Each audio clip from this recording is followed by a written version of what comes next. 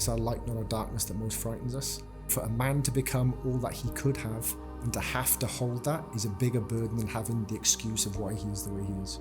It's hard to sit with that part of ourselves that hurts because we have to face it. And often what I've found through men, once they get rid of that thing, once they go through that idea, they have to become the man that no longer has the excuse of that thing. And then they have to have the burden of being better. Once he's seen as the greatest father he can possibly be, he's got to be it forever. Once his partner and his child sees him as the man he always could have been, he has to do that every day for the rest of his life, or he'll let them down. If he stays where he is, in pain and in excuse and in the old story, they only know him as this. So he doesn't let them down for being that way because they know the excuse. But as soon as he breaks out of it and he's the man he's always wanted to be, he has to be that forever, and that's a scary place to be. Every man carries something: expectations, silence, struggles, the weight of having to look unbreakable. The Dad Project is a home for real, unfiltered conversations on men's mental health, the kind that have been missing for far too long. We share powerful stories and raw perspectives from those living it and those guiding men through it. Filmed at the Old Court in Windsor, it's about breaking silence, reshaping strength, and creating conversations that actually matter. I'm your host, Naroop Juti. Let's talk.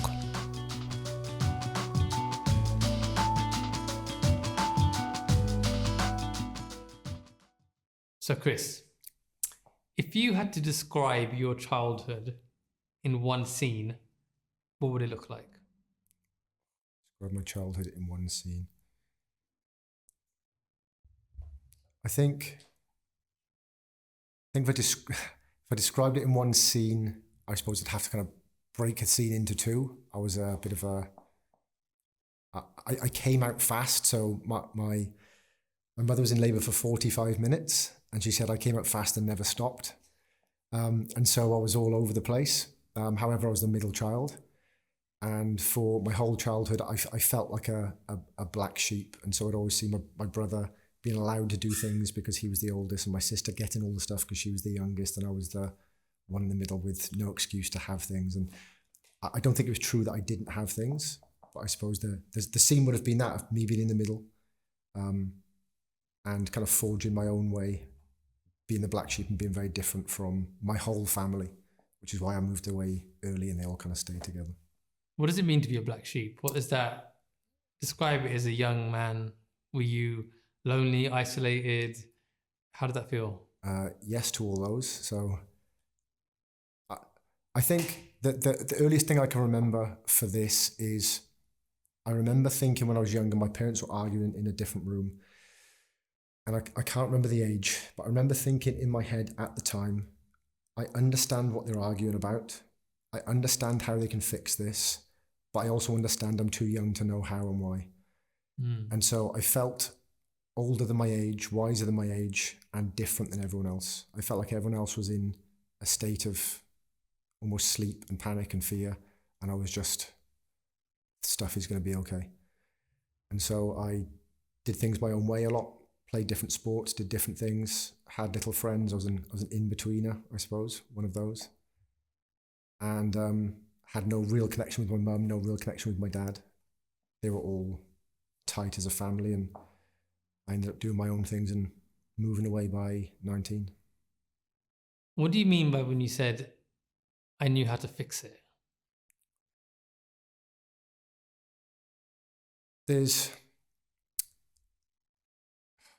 When I was younger, I suppose it may be who I've ended up doing what I'm doing now. Is I had this strange feeling of purpose as a child to be an intermediary, to be a person in between things in order to make sure it's going to be okay. A bit of a fixer, a bit of a person that would sit between people or spaces to bring it together. And I'm sure this was luck. But every night I'd go to bed and I'd hear my parents arguing. I'd close my eyes and I'd squeeze the muscles in my ears. And when I do that, I can feel a vibration here. But I'd do that really hard. And by the time I was done doing that, my parents had stopped arguing every night. And at the time, I thought it was a superpower. I thought, if I just do this thing, they'll stop shouting. And it never failed. And so I always kind of thought, if he just spoke to her this way and she just listened this way, if they would just speak to each other this way and be more together and quiet things down a little bit, then it would be fine. And they just never did. And I thought, how do I know that and you don't? I'm 5 or 6 or 7 and I know these things and you don't. And it was, I suppose, a feeling of maybe wisdom or knowing, and I didn't know where it came from. Well, is that quite vivid, those memories for you now? Very, yeah, really. And my whole family has, I suppose, what some people would call the gift.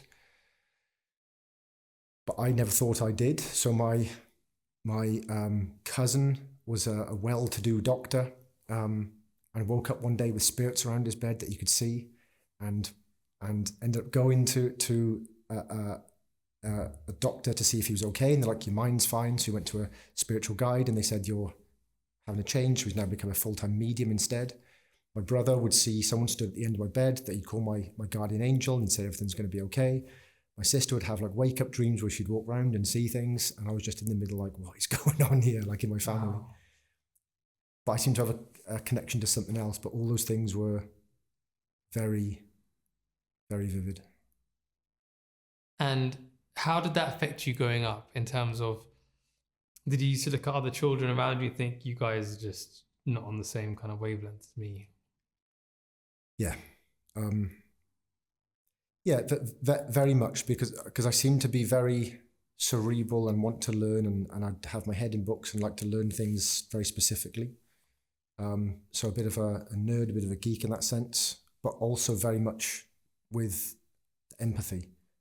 And it just always felt like people were running around and they didn't know why, they were just doing things. And I at least, and I don't know if it's true, but I at least felt like I had more control over my own faculties and thoughts, and seemed to see things from a place behind myself that I didn't know where it came from. But so there was a calling from a young age, I guess, something pushing you, or at least showing you that you might have an ability to do something more than most people are capable of.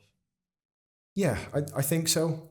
I suppose now you've mentioned that, my mum has Scottish heritage, and for some reason, whenever I heard, and still do, bagpipes, I get this really vivid feeling of being stood on a hilltop with flowy grass and wind and goosebumps, and it feels very warlike. And from a very young age, I just thought, I'm a protector, I'm a warrior, I'm a person to help, I'm here to do certain things and to be a bridge between certain things and make sure people are okay, and whether it's physically or mentally or spiritually. But I felt like that person from a very young age, that I was here for that reason, and probably didn't understand it until I joined the Marines and got into breathwork later on. So as a young boy, you felt different, you felt you had a gift, but yet you were the black sheep of the family, you left home early. How did you find your own path? What was your journey? Tell me a little bit about the way you went from where you were as a young man to, like you said, joining the Marines. So when I was young, I was into things like Dungeons and Dragons and painting little figurines and comics and films.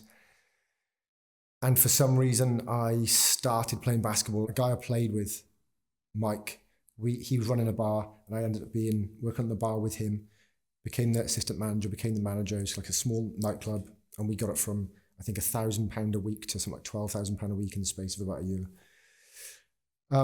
So I did that for a while, and I love working. So I do that from 6 p.m. till 3 a.m. And then I'd get up to go to my sales job at 7 o'clock and do that 7 till 5 or 6. And I do that 6 days a week. Wow. And did that for a few years and ended up being one of the top salespeople in the country, one of the top managers in the country. And then my father died in 2008. That's the thing that made me join. After he died, I thought some things happened inside me that made me want to go and do something completely different. What happened inside you? So I didn't have a good bond with my dad at all. And again, felt like a black sheep. My father played snooker with Terry Griffiths, And my dad taught my brother to play. My brother was real good, and they'd go to the local pub and they'd play. I did nothing with my dad, did nothing with my mum. And the one thing he would do is read me military stories. So he'd watch military things on TV, things about the Marines and the SAS and the SBS, and it was the only thing I had with him and for him, really. And then when he died a week before my sister's first child was born. And even though I didn't really get on with my dad, it was strange of the timeline that in 1 week, Ruby would be born, and my father was kind of off the face of the earth, and to her, he never existed apart from photos. And I found that loss of legacy and being forgotten by the world a very strange thing. And so I thought, I want to go and join something bigger than myself with a legacy, so when people speak about the Marines and what they're capable of and the type of men they are, that forever they'll speak my name but not know it. So I wanted to go and do something bigger than myself, so that when I eventually go, like my dad does, in 100 years' time, when people speak of the type of men that joined and the things they did, I'll be included in that. Why was it important for you to be remembered like that? Probably because my father wasn't. I mean, he wasn't a remarkable man in any way. He was as average as they come. I suppose a hardworking council estate type man, heavy drinker, heavy smoker, no discernible skill set. My family was his second family, and so he left nothing. All of our time on this earth is so finite and so small compared to the length of the timeline that actually exists, that the world in general has forgotten about him. Apart from the flesh he left and what we do with it, he's now bound to old pictures and old stories that are probably not even true anymore because of memory fades and things. And I thought, I've got one chance here, one go, potentially, my thought at the time at least, and I want to leave a lasting mark in one way or another that has affected the world in bigger ways that I couldn't if I didn't do that. Do you still reflect on that now when you think about your dad? Are those same thoughts, or as you got older now, has that shifted? Yeah, it always shifts. I suppose it always shifts with him and about him. There were times I hated him and didn't like him because he was never present, or he was too drunk, or he shouted too much, or he was always fighting, or whatever, that type of typical masculine dad from the 80s. But as I got older and started to realise certain things, I just realised he did the best he could with what he had, and perhaps his father taught him that same thing too. And so he only did what he was shown, and it wasn't my place to hate his actions, because he has a story as well, and I have to think about how he got to where he got to, rather than just what he did. What do you think made you not want to follow suit? What do you think made you know that you want to do something different? I think it was that wisdom of being young, like I'd said, is in my head. I always knew that I learned from my mum how to be and from my dad how not to be. So I was taught from both. My mum was compassionate and loving and kind and funny and fun. My dad was the opposite of all those things, but still a great provider. We still worked a 20-hour day if he had to. And so I learned work ethic from him and kind of discipline of this is how, no matter the story, don't moan and get it done. That's the stuff I learned. But I suppose I wanted to make sure I treated people differently than he did because of how I felt with the way he treated me and other people. And it wasn't bad. I'm not saying it certainly wasn't abusive in any way like that. It was nothing like that. But I understood at a young age that just because it wasn't terrible, it doesn't mean it couldn't be better. I think what you're describing is probably a situation a lot of people have faced as fathers, that they have their own challenges, but at that time, that generation, there was no way to talk about it. And the only way to escape was to escape your reality. And the way to change your reality is to use a substance, right? Yeah. And in no way is anyone saying anything bad about your father. I know people fathers of friends, etc., were similar. But his death definitely had an impact on you. Yeah. And it made you want to join the Marines. What was your mindset when you enrolled? Were you like, this is going to be great? Was there fear? Was there excitement? Tell me. Well, I suppose it was kind of funny because I was extremely fit playing basketball. I could just run forever, and I was skinny. I was this height. I had hair down to my shoulders, believe it or not, for a little bit. And I could just run forever. When I stopped playing, I put on a stone a year for 7 years. Wow. And so I was 17 stone joining up, and I could not run at all. I was just kind of bulky muscle. So when I joined, I went and did all the fitness tests and trained. I felt perfectly fine. I was watching all of the Afghan war on TV and all the things I was told, and thought, I need to be on the right side of this thing, and other people won't go, so I must.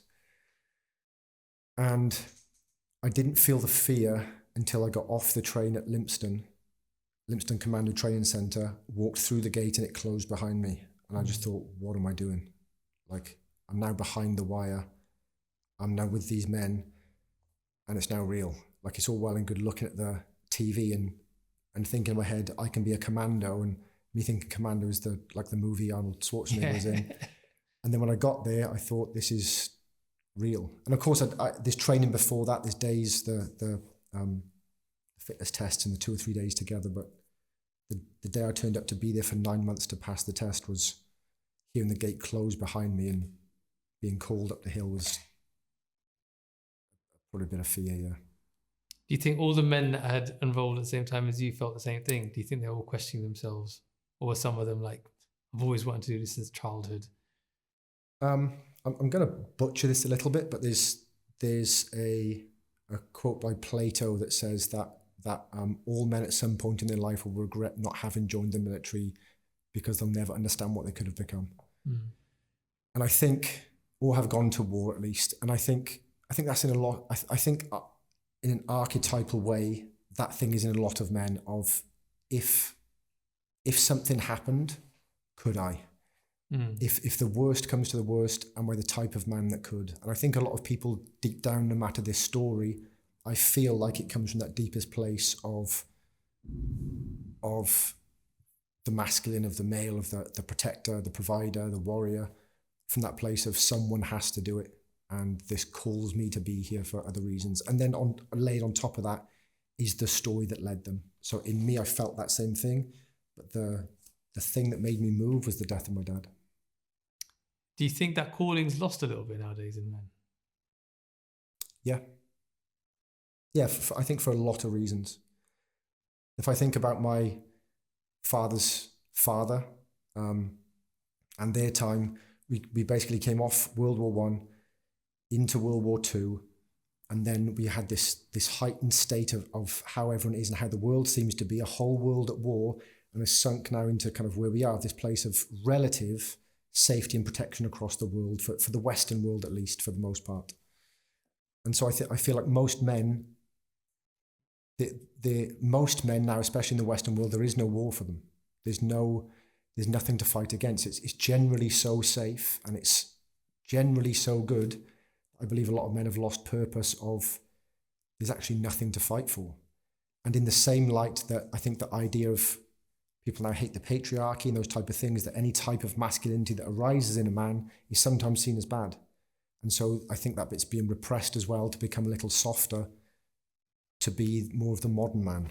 And I think those two things that's probably the war, that internal war of, I feel this thing in me, but I'm being told I should be this way. So do you think the modern man is not the man that we're always meant to be? How are we not just adapting to our times, do you think? Yeah. So I suppose, Darwinian theory would say that it's those that adapt quickest to change, and the men are the product of the time, and the time become the product of the men and women and etc. So we just are what we are because of where we've come from. Same as my father, same as me. There's a story behind every man in a line, but also a larger story behind men and women and humanity in general. So we're just adapting to what is.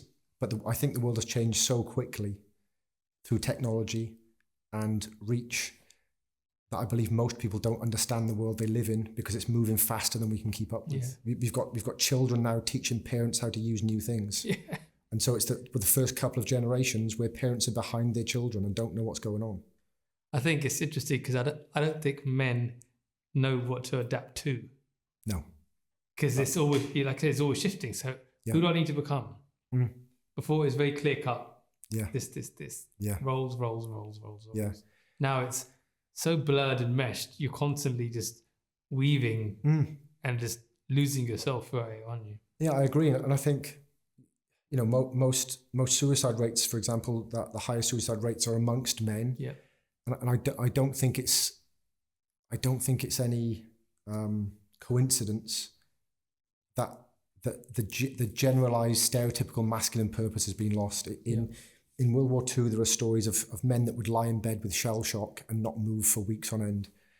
And then when bombs hit London, for example, and people needed to drive ambulance and clear people out of the rubble, they'd wake up and they'd stand up and they'd go and work because there was a reason. It was like they were called to something more than this. And I think that stereotypical movement and growth for a man and women, in fact, has been generally lost to probably some idea of capitalism and trying to hold together an economy that couldn't work if men would do typical man stuff and women would do typical women stuff. I think the world would fall apart if that was the case. So you were going on a journey to find purpose, right? I want to leave a legacy. I want to be remembered. Why do you think purpose is so important? Why don't enough people now actually just sit there and think, what's my reason? But why are we so easily guided by external forces, guided by what we think we need to be? Where's the questioning? I think with purpose, I think there's simple answers and complicated answers personally. I think purpose is one of two things. There's personal purpose of what am I here for? So for example, I feel like I have very specific things that my uniqueness was created for. But then there's purpose of my maleness. There's purpose in my community. And I think there's different levels of it. I don't think it's one thing. And I think because there's less unity, less community, common unity now, that the overall idea of purpose has been lost. For example, when people unite under a banner or a flag, the flag or the banner or the book or the religion has its own purpose and we can all focus on that one thing. And so that unity under, for example, Christianity or Islam or Buddhism or the English flag or the Palestinian flag, we know what to point ourselves towards because it has rules and it has ideas. And if I go back to the idea of being in the Marines, having a green beret on my head would tell me, when I looked in the mirror, I knew who I was and what I was supposed to do. It was very clear because everyone who was with me did the same thing.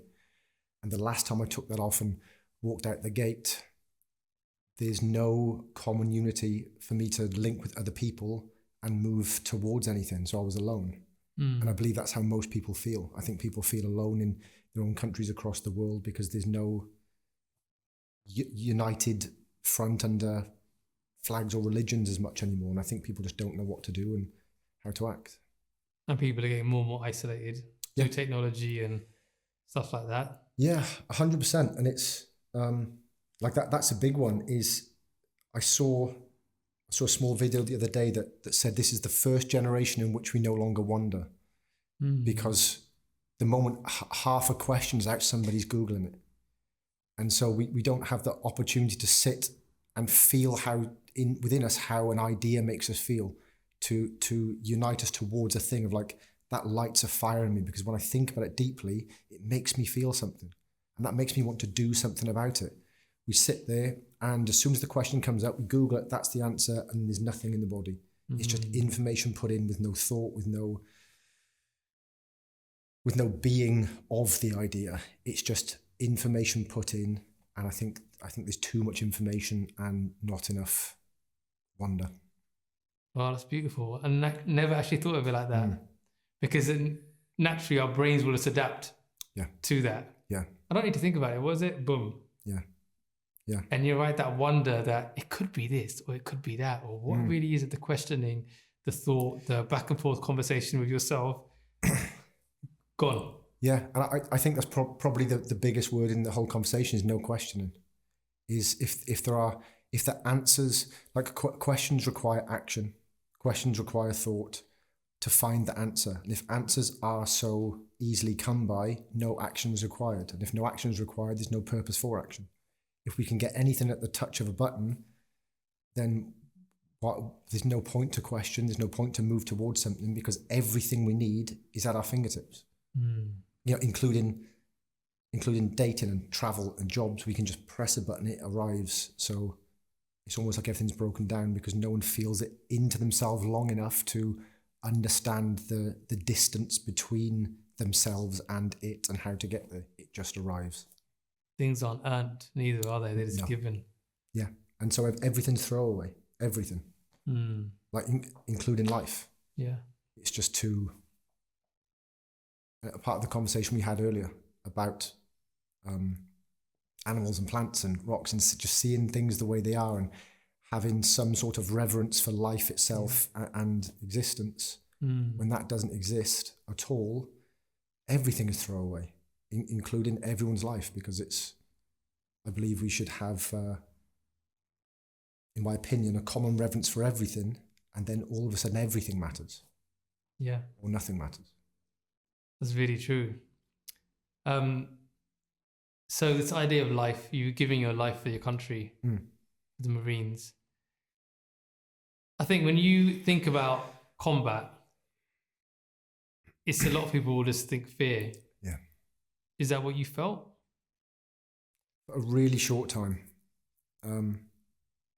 So my job in Afghanistan was Valiman, which is the front man with a metal detector looking for IEDs. And often that job is given to the youngest guy, like, you have that one. And I just thought, I'll do it. Like, don't give it to the youngest guy. If he's going to be worried about it, I'll take it. And so you get tons of training on it, you get loads of practice. And we took over from the Paras in 2010 in Nadi Ali North. And on the first patrol, they led the patrol, which was fine. We kind of walked behind them. It was great. And then our first patrol out where I'm leading, I'm the man in front in a foreign land at night. It's pitch black. The first couple of steps, I thought any one of these could be my last, and anyone can be their last because of what I step on. And that was tons of fear. And then it came to, well, I've only got my senses, my kit and my training. And if I use those to the maximum, then like it will be what it will be. And so I just did that. And then fear disappeared then, because it was such a clear thing of what to do. And I think fear only exists in the unknown. I think even if a person knows they are going to die and they know how, I personally think fear disappears then, because there's nothing scary about the known. And were you willing you were willing for it to end there? If it happened that way, that's it. Hey, did you have comfort in that, or were you acceptant of that? Yeah. Yeah, 100%. It was, excuse me. It's definitely acceptant of it at the time. Certainly with what I saw on the news is I felt like someone had to stand between this and that, and I'd happily do that. I'd happily give my life for others so that they can live a life, because somebody has to. And I think if you feel that you will, then you should. And so I just thought, like, if this is the way it goes, then that would have, to a degree, been the thing that I joined for, is that if I went out that way, even as bad as it is for everyone else, when my father went, he left nothing. But at least then I'd have had a flag-draped coffin and a ceremony and a picture on a wall for forever, and my name somewhere, and a ceremony of my life, and that would have been enough.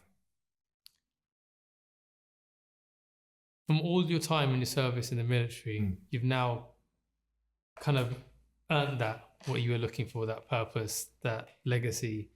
What made you want to finally leave and find another challenge? I suppose a string of things, I suppose, that made me want to leave. Some was that the magic of the military had disappeared. Why? Because when you're young and you just look up to everyone and they tell you all the stories, you just believe everything. And when you're in long enough and you're in the center of it and you can see everything, then a lot of it, and I'd never speak bad of the military, at least, and the Marines and the people in there, but I disagreed with a lot of the reasons we did things and a lot of the reasons we went to places, and I disagree with a lot of the narratives in general because I was in places where they made things up when we were there, and I'd see it on the news when I got home, and I knew those things weren't true, and I thought, if that's the case, where else are they doing this? But then also, because of the nature, some of the people that ended up being in charge of me just before I left were almost half my age, had never been on tour, and were telling me how to do things. And I thought, you've only just passed, you've only just arrived. I respect your rank, but I don't respect your decisions. But still had to follow them. And I thought, I can't do that. I can't say yes to these things when I know that's wrong. And so I'd had enough. And also the young lads had changed a lot.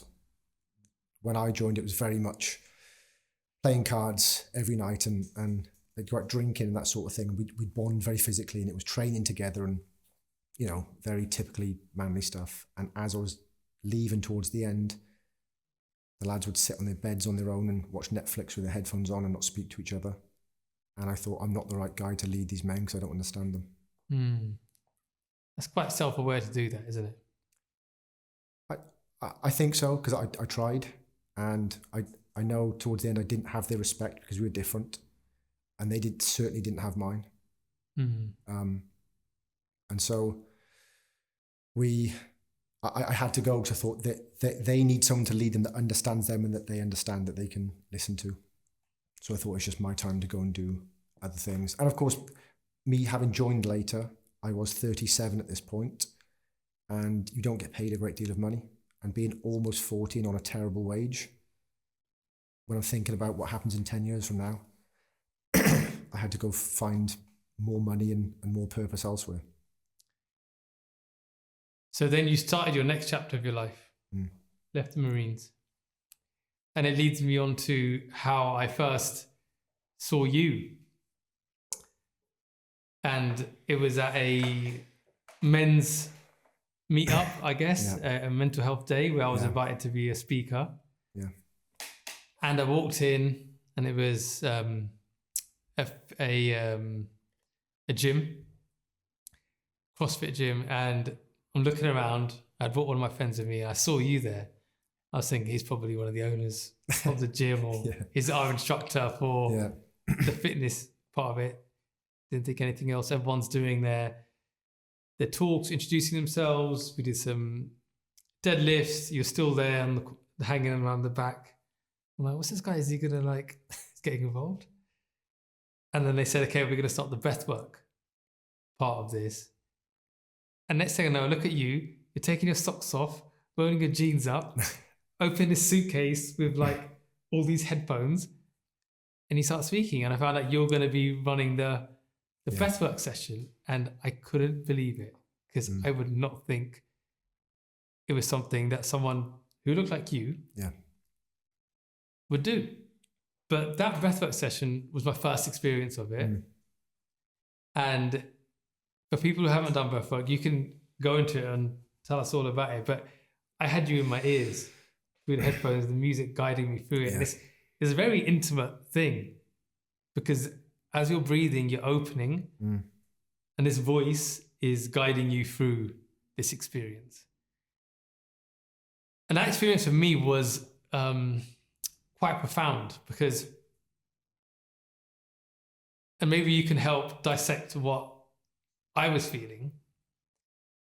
I saw this like this samurai stood there, like holding this sword, and wind was blowing, and he was just still, right? And I was a little bit, apprehensive because I've been through stuff in my life too, and I was worried what might be uncovered. Maybe the stuff that I've suppressed.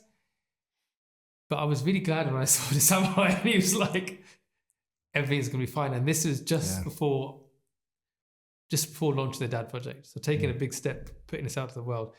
But around me, there were men were shouting, screaming, crying. Yeah.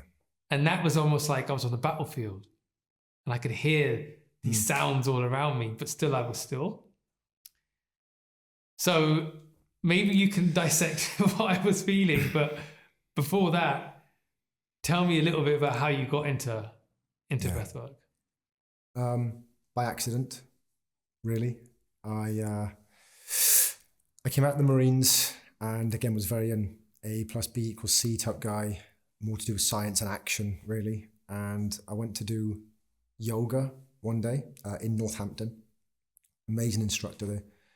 And at the end, in fact, she was a breathwork instructor and I'd never heard of that before, and I had a little chat about it. And she was apparently one of the first in the country. And at the end of the session, it was hot pod yoga in Northampton. We did simple in for 4 and out for 4 through the nose. And I just had, I suppose, what I felt like people meditated for decades for. It was just this feeling of I had no body. I felt like I was in space. There was no time. There was no spatial awareness. For me, there was infinite love. Everything was one. I seemed to have all this information in one space. And it just felt a bit like the afterlife. It was just, I can see and know everything with no physical body. And it was for a moment, and I popped back into my body and she asked me to sit up and open my eyes, as everyone did. And I jumped because I was in a physical room with people. The moments before, I was somewhere totally different, in a totally different reality of something that could not exist like this. And that sent me into a bit of a flat spin for a couple of weeks because I didn't understand what happened. And so I tried to explain it to people, mostly Marines, and they thought I was an idiot because I was trying to tell them I was kind of flying through space and, infinite love and oneness and that type of thing. And so I did my first breathwork course. And during that first breathwork session with them, I went even deeper and saw something else that was even more indescribable. What was that? I don't tell people this one because everyone thinks I'm crazy for this one, but as you've asked, during the session, I started to have the same feelings of no body, no time, no space, no ego, nothingness but everythingness, and infinite love, etc. As you believe that people would meditate for decades for. And then I just had this image appear to me. And I knew at the time it wasn't my thought. If I close my eyes now, I can picture things and I know they're mine. It was the same as when I first saw you. This is a meeting of another person, another living being. And I just saw in my mind's eye this 6 foot tall cat person that was as real as you are right now to me. It was like meeting, like 6 foot tall, a bluey purpley tinge on the hairs on the face in what looked like Egyptian space clothing, but it was so real. It was like us doing this right now. And as soon as that happened, I jumped and stopped because it was like I'd been transported there instantly with this thing and more of a flat spin. And I thought, I can't not do that again. I can't explain it to people because even saying it now, it sounds strange. But I thought I've got to try and show people some level of that, because whether it's real or not, it's an experience. What do you think that was? Now I think it was I think it was an entity. I think it was something else. I do. And only because I've seen things like that since. I've had other people do the same thing. And just because it feels like this, but more real. So it sounds crazy to say it was a real thing and people go, but it was in your head and no one else could see it. But there are people who aren't here who can't see this either. Yeah. There are people back home, if I describe this, they'd believe me. Yeah. But they also cannot understand what I feel seeing you right here. And it was the same thing, but times 1,000. More reality, more feeling, more depth, more whatever, of me stood in front of something I didn't understand. That's based on the idea that this is our only reality, right? Yeah, and that was the biggest breakaway, that those two experiences were more real than this one. Mm. This feels like sleep compared to that. It feels like every time I do that, I wake up and then I go back to sleep when I'm back here.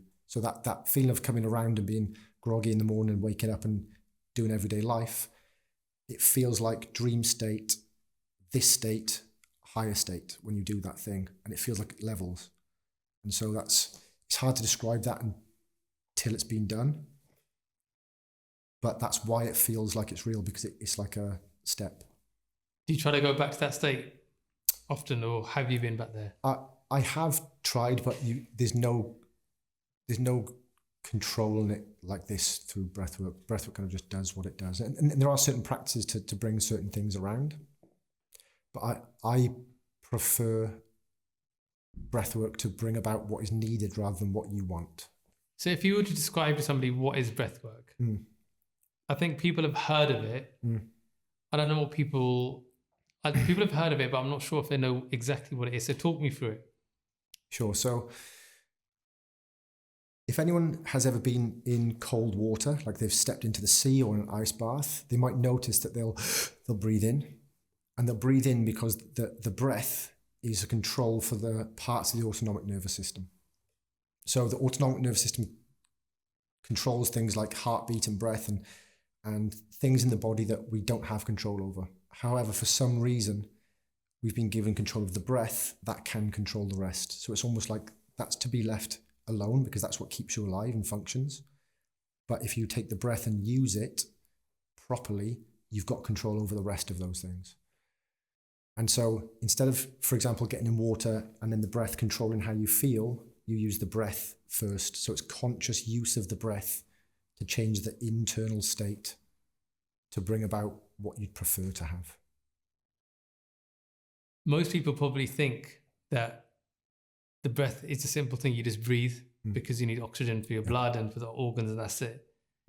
That's not the only purpose of breath, is it? I suppose it depends which way you look at it. When I teach breathwork, I teach from science and spirituality. And only because I want to meet everyone where they're at.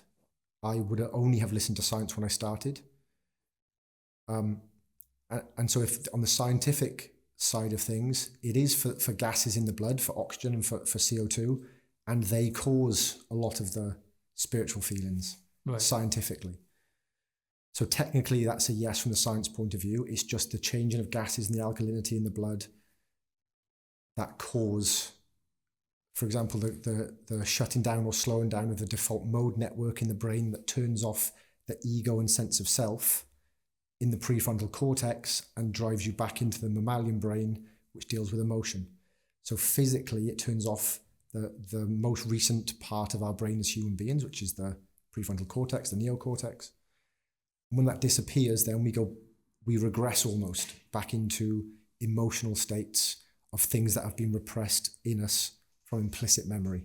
And we've got no mental chatter to tell us not to do that. And so that's where the tears come. That's where the feelings come through in a scientific way. So you're saying that the breath unlocks parts of you that you may have subconsciously or unknowingly locked away to protect yourself, right? Yes. So I'll take that back to your original question of what you were going through. There are levels of consciousness. So for example, we've got the conscious mind, the subconscious mind, unconscious, collective conscious. And each one acts differently. In the conscious mind, we think a lot, there's lots of chatter, it's very logical. As we start to go down that, it becomes slightly different. It becomes, for example, where you spoke about your samurai vision, that's collective conscious. So what you see in collective conscious is archetypes. So in an archetype, we look at that level of consciousness, and a samurai means the same thing to almost everyone. It's a warrior, and one of the greatest warrior types of all time. And that we then speak and communicate and see in archetypes because it's a deeper feeling than what words can be. And so when we drop deep enough through the unconscious levels, we start to experience archetypical feelings such as the mother, the father, the warrior, the lover, in visions, because there's more of a message. Picture speaks 1,000 words, right? Yeah. There's more of a message in that than there could be in a whole story. So there's something within you calling forth archetypically the warrior, the type of warrior that was in you, for whatever reason that was, either for what has been or for what is coming. in those moments, that part of your mind in the collective conscious said, I need in this moment to see a samurai. So that was trying to tell me what I need to be right now at this stage. Yeah, or what you have been. There are parts that I won't even try and interpret. It's not for me to interpret, and I certainly want to put my context on it because it's your thing. But for whatever reason, in that moment, with whatever you've been through or were going to go through, either scientifically what your mind needed to create in order to do this thing, or whether your spirit needed to travel time, however you want to look at it, what came up for you was the image of one of the greatest styles of warriors there's ever been. Mm. And in that moment, in that depth of breath, in the space you were on your timeline, you needed to see that samurai as a message. How can breathwork help men with their mental health? Men who are going through difficult times. I know you do a lot of work with men. Yeah. How can it help them? So many ways, I suppose. If we start at a daily practice level and we look at the nervous system level, of many men are perhaps in a state of fear or anxiety or pressure, and it's raised blood pressure and raised heart rate, and maybe the need to survive and provide and protect, and these types of feelings potentially, and just doing simple practices like breathing in for 4 and out for 8 through the nose. When you exhale longer than you inhale, your heart rate comes down and your nervous system starts to calm. So you can take yourself into calmer states through simple daily practices to bring you back down into the parasympathetic state of being, which is the rest and digest mode, and come out of chronic fear, chronic anxiety, and to be a little more calm and chilled. If we talk about the other end, which is the transformational breathwork that you had done, we can hopefully switch off the default mode network, prefrontal cortex, and turn off that man's story of who he believes he is up until this point, all the things that are holding him back, his excuses, his ideas, maybe his ideas around equality or race or poverty or economy or abuse. And when they switch off, he can feel into himself very deeply in this moment, despite all the story, and now make different decisions because he doesn't, all of a sudden that story he used to have no longer exists because the default mode network was quiet down. And then things just become clear. It's sometimes when you hear people who are doing well in their lives and they say, why don't you just go and do it? Like, just go and just get to the gym, just make more money. But that person has a story as to why they can't. And this person has a story as to why they can. And so when his shuts off, he hears him differently. Yeah. Because he now doesn't see why he can't. All he sees is possibility. When I was going through a difficult time, I had a therapist and she told me to breathe in for 4, hold it for 7 and out for 8, right? So is that a type of breathwork? Is that the calming, the regulation of just reducing the nervous system so I could feel a bit more calm? And because I did it, I remember doing it when I'd be on the tube station. I'm like, okay, I'm going through, I'm feeling a bit anxious, and I'd do it, and it would help. Yeah, yeah, and so if we think about the ratios of breath, again, in for 4, nice balanced breath in through the nose. And then the breathing out for longer, of course. So holding for 7, for example, holding at the top is a nice call in and power and be able to sit in that still state for 7 seconds of having a full lungs of air, and then allowing the 8 seconds to slowly breathe out and calm the nervous system and slow the heart. That's called the sleep protocol. If people struggle sleeping, you give that to them before bed. That's the one that is best to calm people's nervous systems quickest. And you can double that up with certain practices, but that's the one that calms it quickest usually, especially to get to sleep. It's called the sleep protocol. So through this breathwork practice, do you feel like you found that purpose as a young child that you were looking for, you were searching for? Yes. Yeah, and I think it shifts and evolves as we go, and I suppose the more I see happen in the world, the more it connects to this for unity and for being that middle point between people and helping people hopefully rest and heal and change.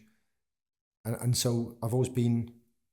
They say most men are are things people and women are people's people, which is why there's often, for example, women are often nurses and that type of thing that's to do with people, and men are often more mechanics and that type of thing. But I was always more to do with people. I suppose there's that feminine side of me that I love people. And so getting to work with people and see the effect in people rather than things, like don't ask me to put up a shelf, I can't stand it. Yeah. But ask me to sit in front of someone for hours and I'll do that. I love seeing the change in people and just learning people's stories. So yeah. How do you think, or what do you think would happen if more men were to start doing practices like breathwork? And why are they so resistant to do it? So I suppose if I extrapolated it out for infinitely and I said all men did all the type of breathwork that I've done for 2 years, I believe almost all wars would completely stop. I believe that the amount of love and unity would just raise. And I say that because I came from a place of war, working with people that do that thing, and now I can't stand it. I think it's the worst thing, apart from protection, like, defense.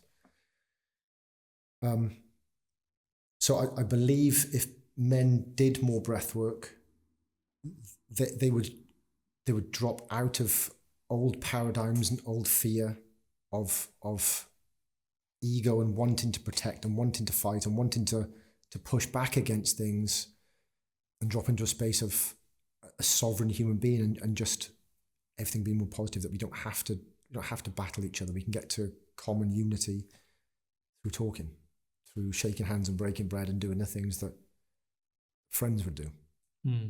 But I believe that they don't because of stories. And I say men don't. Where I come from is old mining towns. There's in Swansea, there's lots of kind of miners, and their fathers were miners or soldiers, typical manly men, and it's those men that struggle.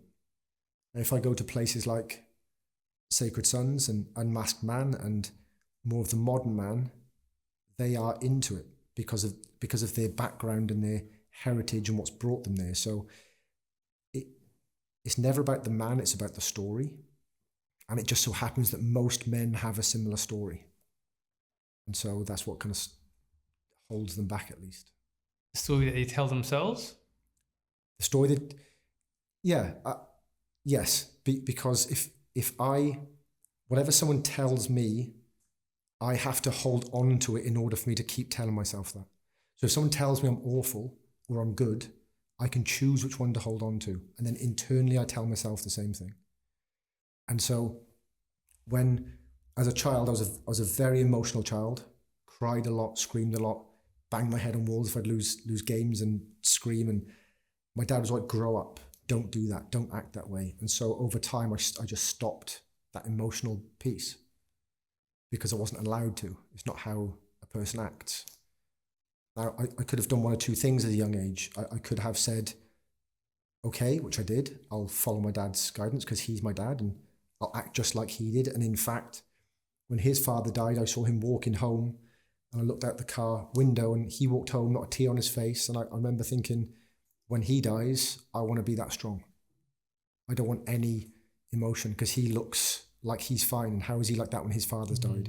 And when he dies, I did the same thing. All emotion disappeared. And so that was my story. Now I could have said, why is he not crying for his father? He should. But I chose this one. So internally, I told myself the story of my father. And whatever he gave me, I could choose to hold on to or not. And I believe, Dr. Viktor Frankl is famous for being in Nazi death camps. And a part of his book, he says, the last thing a man holds on to is his ability to make a choice in any moment. and the kind of the ability to see a certain way. And he came out of those death camps still happy, still prosperous, still well, because he chose to see the world in a certain way through the worst of circumstances. And I believe that's where men are. They choose the story maybe of their fathers because it's a lineage rather than choosing the story of their sons.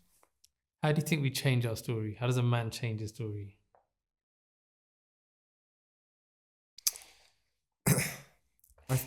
I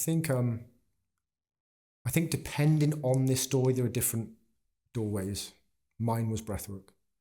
My personal door to the path towards change was that breath. It was so powerful that it couldn't be denied. I've been told certain things and showed certain things, and I ignored all of it. For some people, I've seen men have a child, and the moment they find out their wife is pregnant, they are just the greatest father and husband and man they could possibly be. In that moment, they're called to something higher and different because they feel it somewhere inside them. I've also seen men crumble at the same thing and disappear and run away and never want anything to do with it. And so I believe it's in each man to search for the door that puts them on the path to get them there through different practices. And it can be the gym, it can be breathwork, it can be abstinence from sex, it can be different foods, it can be being a chef, it can be podcasting, it can be whatever calls you to something higher, to strive, I suppose, to be the type of person you hope your children to be, and to be on that path and then stay on it. Do you think that door is found or shown? Like there's that quote, the book appears when the reader is ready. Yeah. In the book, The Untethered Soul, the book really is about his journey of following the opportunities that arise rather than trying to create them. And I believe at all moments, I mean, if you just look at in just this room, and it's a closed room and a small room and a black room, there is so much information coming in this moment. For some reason, I'm choosing certain things.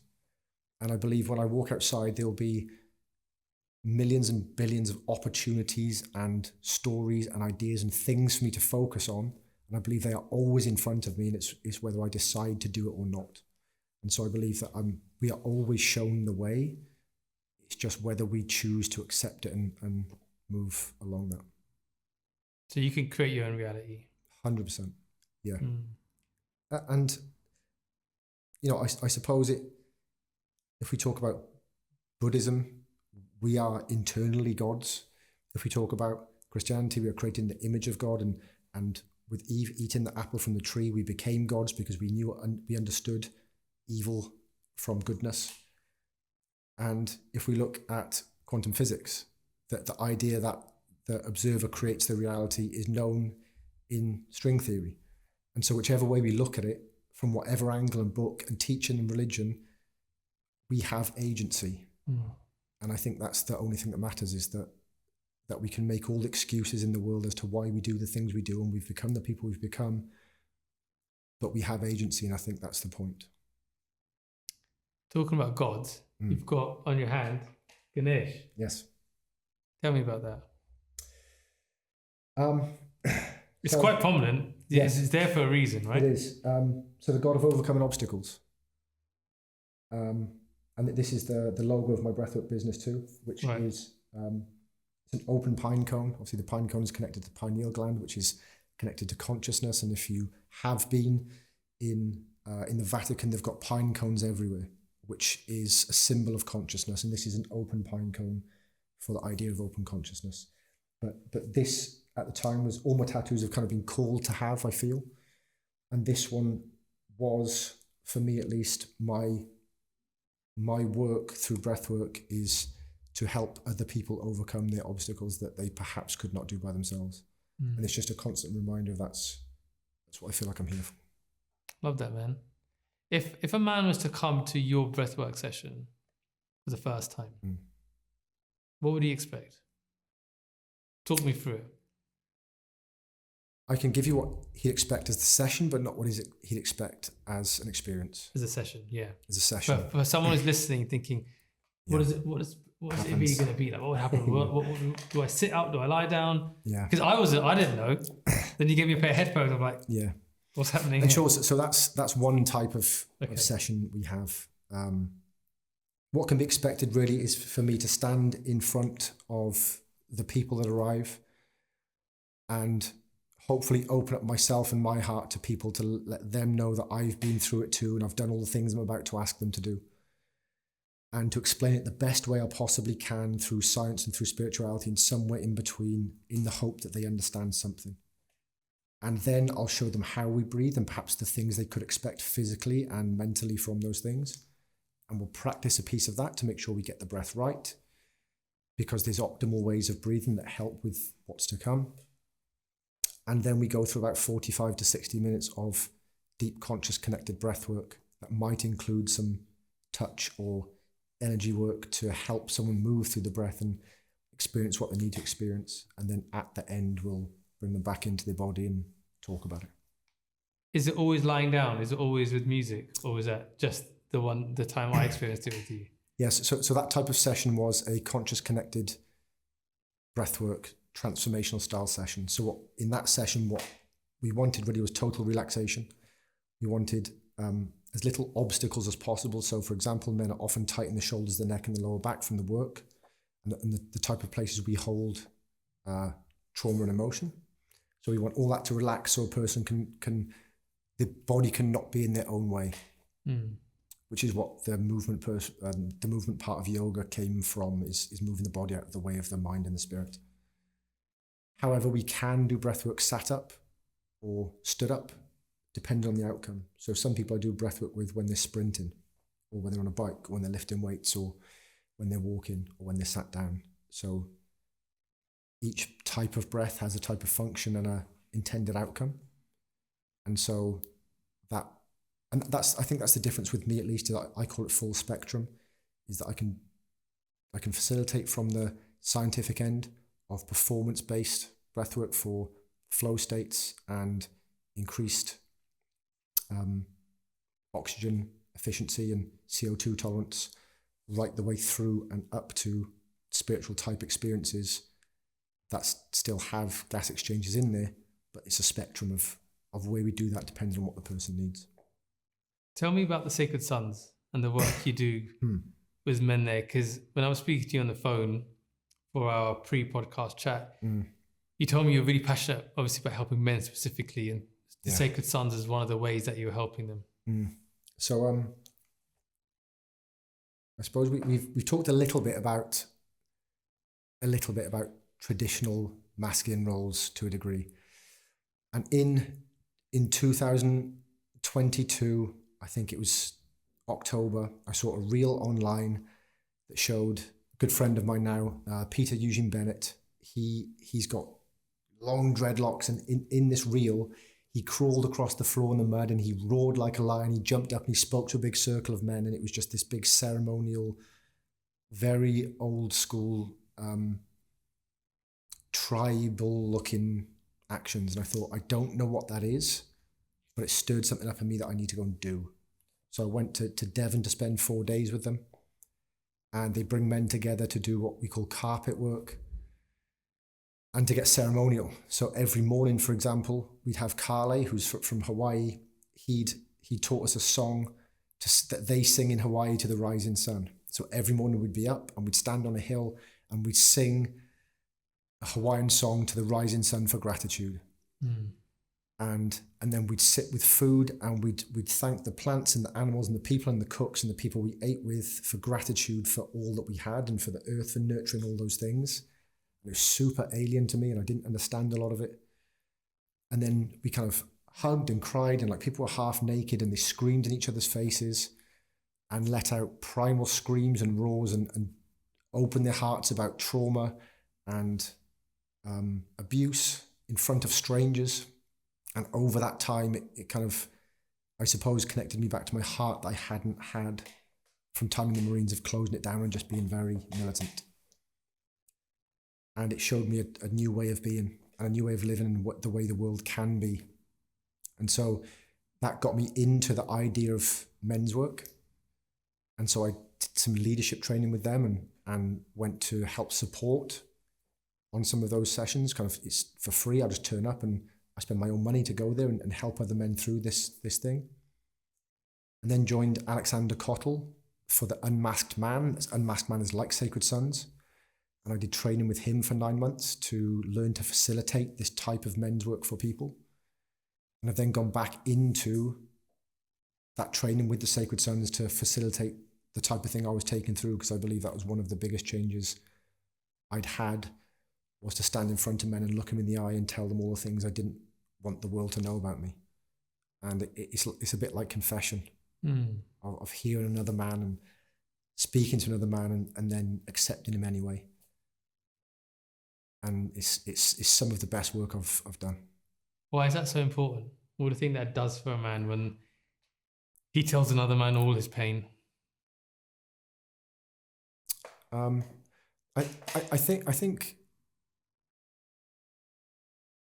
suppose a lot of men want to be seen and heard in who they are and how they are and in their pain.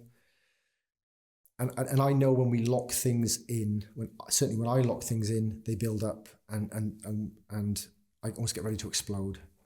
And so there are men who have perhaps. So if I take a step back a little bit, the way it works is Carl Jung, a famous psychologist, broke the male psyche down to 4 quadrants. It's warrior, king, magician, lover. So the warrior you saw was a part of the psyche, like as the samurai. And parts of the psyche, it's supposed to be balanced. So the king is our sovereign controller, and we decide on who we are and what we do and look after the kingdom, and we're given, ideally. The warrior part is the protection, the fighter part. The lover is how we deal with ourselves and love and grief and others. And then the magician part is almost the voice in the ear that controls all those things. And when parts of those are closed off or closed down, for example, the lover part of my psyche would be small and quiet because I was very heavily warrior because of the Marines. To tell people how I feel about the death of my father finally, and to connect that through language and speak to other people and then see them say similar stories about their father, and I can know I'm not alone in the grief of the death of a man perhaps I didn't even think I loved. That I can understand I'm not an island, that I'm not a man by myself, that as much as we can act that way as men, that we all have different threads, but they all go back to the same tapestry, that we've all got different stories, but we all came from the same place and go through 99% of the same stuff on the deepest levels. And I think you have a totally different background than me, you live in a different place than me, but for the most part, the things we felt, the grief, the love, the loss, the want, the need, all of those things are the same, and I get to express those to you to let me know that we are more similar than we're different. That makes perfect sense. I'm thinking back to the breathwork session that I experienced with you. And something that's really vivid is you said, if your body starts to move and kick, let it. Yeah. And I was like, we're going to breathe, right? And around me, I could feel men shouting, screaming, getting up, legs were kicking. And then I heard this podcast where this woman was saying that emotional trauma is stored in your body. You store trauma and pain in your body. Yeah. And I guess through the breathwork, that was a release for these men. Yeah. Is that what was happening? Is that what I was experiencing, what I was feeling around me? Yeah, so I often, once we start to get back into, so once we start to shut down the neocortex, for example, the default mode network, this logical brain of the ego of who, like we are all creating this now here of who we believe we are, how I should act because of the space I'm in. So perhaps I'm talking different now than I would do back home because I'm perhaps trying to be more clear. That's my story. And when that shuts down, I speak like me and only me. But stored in that are things that have happened to me over time that my conscious mind is shut down because society doesn't need to see it according to me. And so in that are repressed and unfinished movements. So a friend of mine who's also a breathwork facilitator actually taught me a lot of the things I know. Him and his wife, he's from Australia, ended up barreling over in the sea at one point and both almost drowned. And he kind of went to save her and they kind of came out, and he had a lot of trauma from that because he thought he was going to lose his wife. And she took him through breathwork. And when he started doing the breathwork, his arms started to swim a little bit because the unresolved trauma for him was I should have been stronger to swim this out and to get hold of her and bring her out onto the beach and save things. And so when she helped him through that movement, it was an unresolved and unfinished process to help that release from the body in an energetic way. And you'll see some people punch because they thought they should have fought their dad when he hit them when they were younger. You'll see some women with sexual issues that will start to move in the hips and to move almost sexually, trying to finish off and to move through processes that they haven't been able to. And when it becomes embodied, it becomes real again. And so we'll see people, I've seen people get up and dance and shake and get naked and be sick and have orgasms and spit and cry and shout. And I had a 70-year-old woman, I don't know if I'm allowed to swear here, but a 70-year-old woman say at the end of a session like you did, you could see it in the tension. It said into her ear, she's holding her throat, so I can see she's got something to say. Much let it out. In a room of 60 people, she shouts, "You fucking cunt," at the top of her voice. And at the end of the session, she's like, "I wanted to say that to my ex-husband for 50 years. But it's been sat here," and she looked 10 years younger when it happened. There was all the tension from her face dropped. And it was just that release of something held in the body through movement and speech and sound and dancing and whatever that has to come out, it has to be expressed because we've not done it. That's really powerful. And I think if you try to explain that to someone who's maybe not on a spiritual journey or doesn't understand what that means, for them it's far-fetched. Yeah. Right? Yeah. It's hard for people to fully appreciate how our mind and our body works.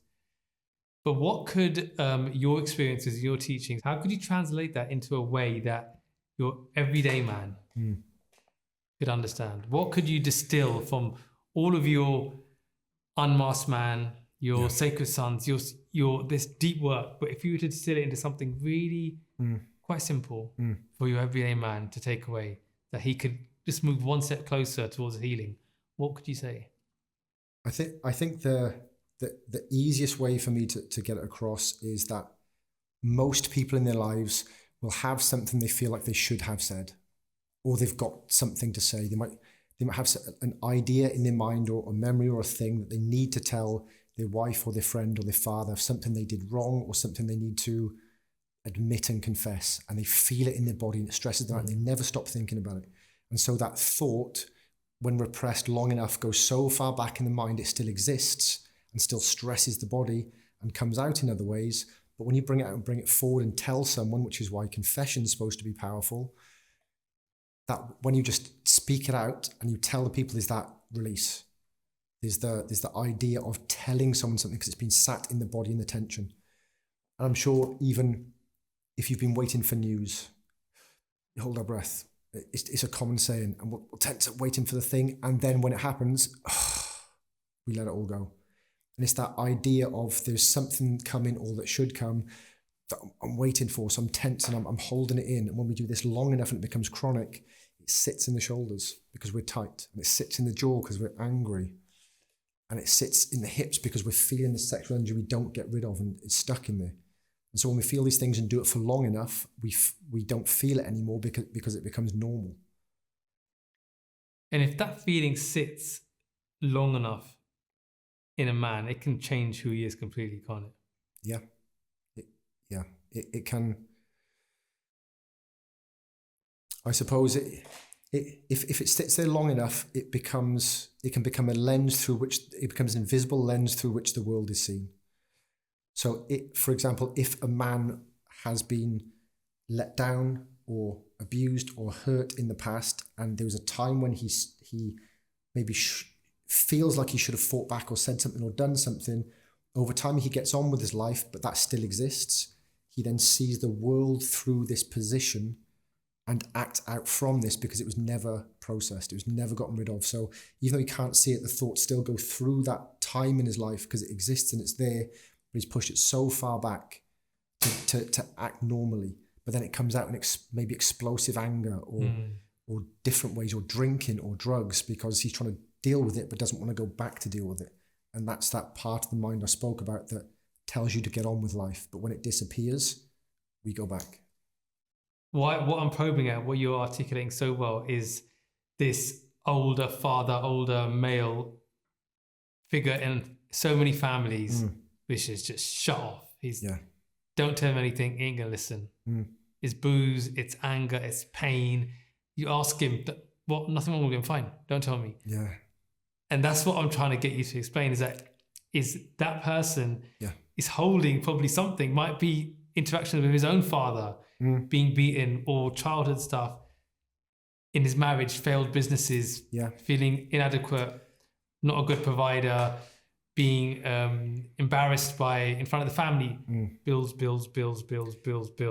And they won't deal with it. And I think there's a few things to that. One is, scientifically, we go to neuroplasticity. The older we get, the less we get. So the longer we lead, it's why old people are stubborn, because the likelihood of the mind physically changing and connecting new ideas is almost zero. So we get more stubborn as we get older. So the sooner we can do it, the easier it becomes to get through it, and the longer we can make the change. Which is, again, why as we get older, we get more stubborn, and we just will not change those ideas.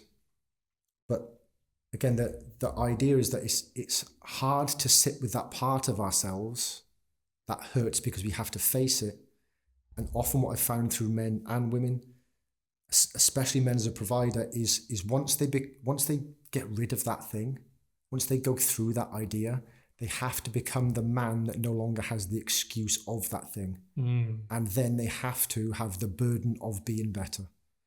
And Marianne Williamson once said that it's our light, not our darkness, that most frightens us. And so for a man to become all that he could have, and to have to hold that, is a bigger burden than having the excuse of why he is the way he is. Once he's seen as the greatest father he can possibly be, he's got to be it forever. Once his partner and his child sees him as the man he always could have been, he has to do that every day for the rest of his life, or he'll let them down. But if he stays where he is, in pain and in excuse and in the old story, they only know him as this. So he doesn't let them down for being that way, because they know the excuse. But as soon as he breaks out of it, and he's the man he's always wanted to be, he has to be that forever, and that's a scary place to be. I've waited for someone to articulate that in that way. I've never heard it before. The sense of, if I become and I don't stay there, I failed them. So it's better for me just to stay down here. It's what self-sabotage is. I'm sure we've all had times in our lives, or had friends that build something up and tear it down, create something and pull it down. It's because once they start to see their greatness, they see what comes with it. And what comes with it is people starting to look up to you. If I can be a grey man and be like everyone else, no one has to rely on me. The moment you put your head above the parapet and someone goes, there's something different about this man, he has to remain a leader. And then he knows that everyone's got to hang on his coattails and want to follow him and be him and do those things. And then the more you do that, the more burden you have, because the more people want to follow you and be you. And so it can be easier to have a worse life than a better life, because the better life comes with so much burden that you have to, if you get a big business, for example, you have to work every day in a way that pays all the people. You have to continue to earn the money to pay the people that help you earn the money. And you've got to do that forever, or they lose their job. So lots of people will never want to break the VAT threshold or want to go to the next level, because they know what comes with it. What comes with it is the extra work to continue to do it every single day. Do you think that's why there's so few great leaders? Yeah. Because I was listening to his podcast and this guy said, why is there only one Elon Musk? Yeah. Like, back in the day, there were so many amazing people who were doing so many amazing things. And now it's what? It's Elon? Where are all our Renaissance men? Where are the men who are amazing at so many things? Yeah. They're just gone. Yeah. And yeah, this idea is a great way of thinking, and it's like a revelation, I think, really. Yeah, and I think one of the things that comes with it is what comes with renown is visibility. And in a world of total visibility of the whole world, the moment you step above the parapet, more people can see you. So the burden is bigger than it's ever been. In your local town, if you become the man of the town 100 years ago, you're known by 100 people, and 100 people lean on you. If you become that same man with a social media following of 10,000, you've now got your town, your local people, and 10,000 people seeing you. Yeah. And so that's a scarier prospect of everyone's looking at me and I can't hide. And so the burden's bigger because everybody's looking and you cannot get away from it. But I think great men are forged like that because as we're posting more and more on social media, especially on TikTok, people are brutal. Yeah. And I see some of the comments people write, I'm like, okay. But then I'm like, good. Yeah. Everyone's going to have opinion. Yeah. Does that mean you're going to stop because someone said something? Yeah. No, obviously not. But it's the confidence, it's the belief, it's the, are you still going to carry on doing this? Because a few people have said this, or whatever. Or are you going to just go back to just a life where you don't have to hold yourself accountable and you can just kind of just blend in and everything's fine, there's no stress. Yeah. And I do ask myself, I question myself sometimes. I'm like, well, I'm choosing to do this. For me, is no other choice, but I'm choosing to do this. And there is that responsibility. You want to lead, right? Yeah. Yeah. Do you really want to lead, or do you just like the idea of leading? Yeah. And this is what I guess it challenges you. And I think it's because people like you understand that everything you do has a risk and everything has a payoff. And you either risk what you could become or you risk what happens if you try. And whether you do or don't, the risk is both ways, except for most of us, we're closer to the floor than we are to heaven or to the higher places. So by not doing, we risk more than by doing. So if we lost it all, most of us are so close to the lower level, we risk this much, right, by doing. But by not doing, we risk infinity. We risk all the other stuff. And so if it's about risk, we just have to flip it on its head and say, what am I really risking? Because I could be everything. Like the what if it doesn't work question is like, well, what if it does? What if it actually does? What if all the things you want come true? What if all the crazy ideas you have in your bedroom by yourself, in your own time, you scribble in books? What if all the dreams you had, what if they all happened? Then what? It's true. A lot of people want it. How many of them could handle it? Yeah, and lots of people want to be rich, they don't want to get rich. Lots of people want to be in shape, they don't want to get in shape. And if the average person was handed a fantastic body and fitness, or handed £10 million, they wouldn't keep it because they haven't been through the trials and tribulations it takes to get that thing. Oh, dude, that's my life to a T. Yeah. The battles I face, the journeys, the challenges. I always use the analogy of like a gold brick. You know, if the mold isn't made, you just pour liquid gold onto it. There's no mold, it will spill. But it takes time for the mold to be forged. The gold comes in, you've got the brick, right? And it's the gratitude, I guess, of knowing I've been through these challenges and this has come. It means something. Yeah. You know, it's like even like getting a tattoo, right? It's an earned thing. Yeah. People put numbing cream on it. Did it hurt when you got that? It hurts, but it's not the pain. It's the experience. Especially if they're meaningful tattoos. It's I went through this challenge and 8 hours of pain because for me, and I'm pointing to my ribs because my ribs are the most painful, means something. Yeah. Don't give it to me easy. Don't just stamp it on me because I'll have no respect for it. Put me through the challenges. Yeah. Make me question myself. Make me bleed, right? Yeah. To show how much I want it. Yeah. And then if you can go through it, it's with you forever. Yeah. And I think that's where many people fall down is people think there's an end to anything and there isn't. No, there's no beginning of life. There's no end to life. Like when I think about when I was born, there's no start to my life. It came through my mother and through me and I continued. My life didn't start. It was in my mother and was passed to me. So there's no beginning really. And when I end, I just turn to something different. And so if I think about my goals of I'll use a monetary value or the amount of people I want to affect, when I get there, it's not game over, thanks, do something different. It's just a checkpoint. So what now? And I think too many people think about the goal and not the way they want to live in between. If we think about what our daily life is on the way up to that thing, that gives us our purpose better than if we think about the thing. So if I want to have, if I want to affect 1 million people through breathwork, I have to live in a certain way every day until that happens for it to be a reality. And if I can think about what that thing is, I know if I actually want to do it or not, because I have to understand the way I'll live in between now and then, rather than the number. Clearly doing breathwork has transformed you as a man. Mm. For any men that are listening and might be interested into doing breathwork, can you, I know you can't tell me what they'll experience, can you tell me how they may feel and why they should? Just give it a try. Yeah. What they're very likely to feel is resistance. What they're very likely to feel is obstacles and something to overcome, and perhaps a wanting not to, and maybe even a bit of embarrassment of looking and feeling a certain way in front of other people. But I believe that's where men grow best, is in the challenge. We just spoken about it. It's the going through that thing that gets them there. And so once it starts, they are in control the whole time. I don't force anyone to do anything. And on the journey of the breath, when they start the type of breath work like you did, each breath takes them a little bit deeper towards something. And on every breath, they've got the opportunity to do the next one or not. And so they can go as far as they like. And they can resist within themselves, or they can relax. And they can, if they resist the thing because something comes up from their past that they don't want to feel, they can stop if they want. And that's fine. But if they want to go further, they can just they can relax into it. They can take the next breath and the next and the next. It's just the same as living, shortened and more potent.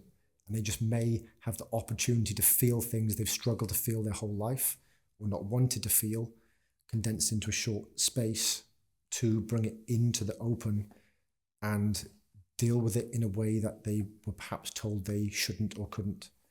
I've never done breathwork with one person that hasn't come out the other end far better. Not once ever.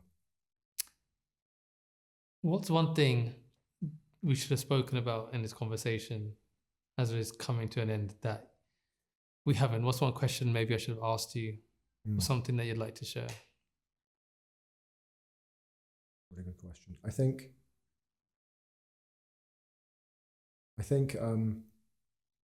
as it's about men and about dads, I suppose that they say the next generation inherits what we become. And so I feel, although I don't have children, I feel father is also an archetype. You can be a fatherly figure without children. And for if a man wants their child to become something, they must act in a way that creates the world that is capable of bringing them up into that world, and also must have to eliminate and pass off and ditch the things that have held them back, so they don't pass that on to their children too, or it just becomes random for them. And I suppose my doorway was breathwork, that helped me realize all these things, that helped me not become the man I didn't want to be through my father. And if any of those parts exist in a man in which they feel shame or guilt about from their father or their grandfather, they don't want to pass down, then it might be worth trying something new. It might be worth trying things your father didn't try and your grandfather didn't try or didn't know about. It might be worth stepping into a new practice, new type of world, a new way of showing up, to show your children that it's okay, and to become the type of person that can handle the new world that you expect them to grow up in and create. I love that, man. Last question. You felt like you wanted to be of service from a young age. You felt like the black sheep, circling back right at the beginning. Yeah. You wanted to have impact. Do you finally feel you are living that life, and how do you want to be remembered? Yeah. I'm living that life, and I get the amazing feelings of and experiences of seeing other people's lives shift so quickly and so dramatically through breathwork and through the work that I do, that I know if I stopped now, I've changed the potential future, spiraling off into multiple generations in so many positive ways. I could be happy with this. But I also know if I stop now, there's so many that I wouldn't do. And so I think as another good man once said, and I hope I am one, is that I want to be remembered as a good man despite the fact I've done bad things, to be remembered as a man that tried his best to do all the things that he wanted to be and to help others do the same thing.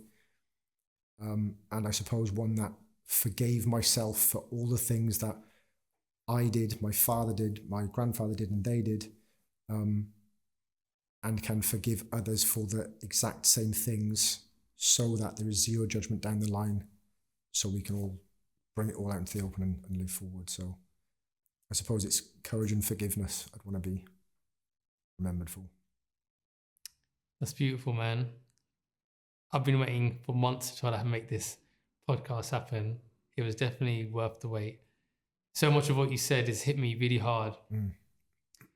I'll process some of your thoughts and views, because you've articulated in a way so natural to you, but so thought-provoking. And I know it'll impact many men and many lives in positive ways, man. So I want to say thank you. I've got a lot of gratitude for you being here and sharing it. And I feel honored to have experienced my first Breathwork session with you.